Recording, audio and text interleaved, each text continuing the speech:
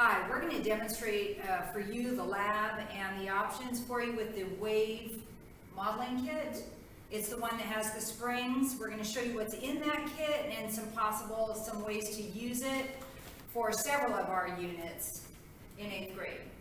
All right, in this kit, you're going to get some rope, a slinky, and you're also going to get an extra long spiral spring, which is what we're going to be demonstrating to you during this activity or this demonstration. All right, so first of all, I know you already know this, but go over Spring and Slinky 101 with your students, how to handle it responsibly. They'll tangle real easily. So I typically will encourage my students to handle things with both hands.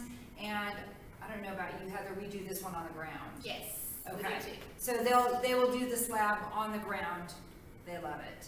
So when we're covering the Wave unit, our material that we have given you will provide you with lesson plans for this, an introduction for them, background, and also charts and instructions for this lab. All right, so to begin, you want to get your students to show you that they know what they're doing with the spring before you start at the beginning. So if you would demonstrate a longitudinal wave.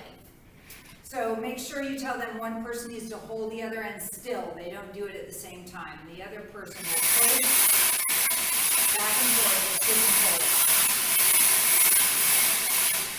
pull. Awesome. All right, now demonstrate a transverse wave.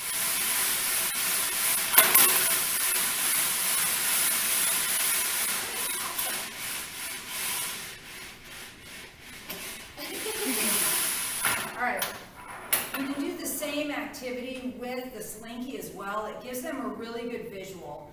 If your students have phones, I often encourage my students to get slow motion video of their wave movement, because as they get that pulse going between the longitudinal or the energy moving with the transverse, it is really effective for them to slow down and look at what they have created with the springs.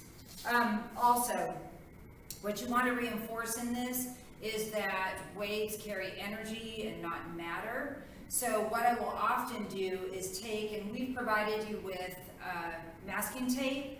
Take a little piece of masking tape and put it on one of the wires in your Slinky.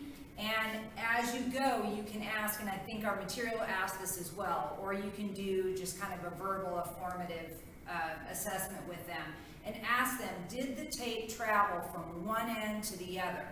And then they can answer, of course, it's going to be no, it stayed there.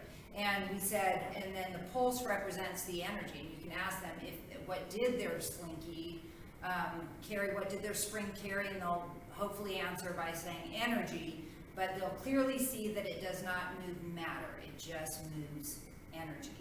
So important point there. I was going to say some of the things you'll cover in this will be the transfer of energy, matter but not matter. You'll do a transverse and a longitudinal wave.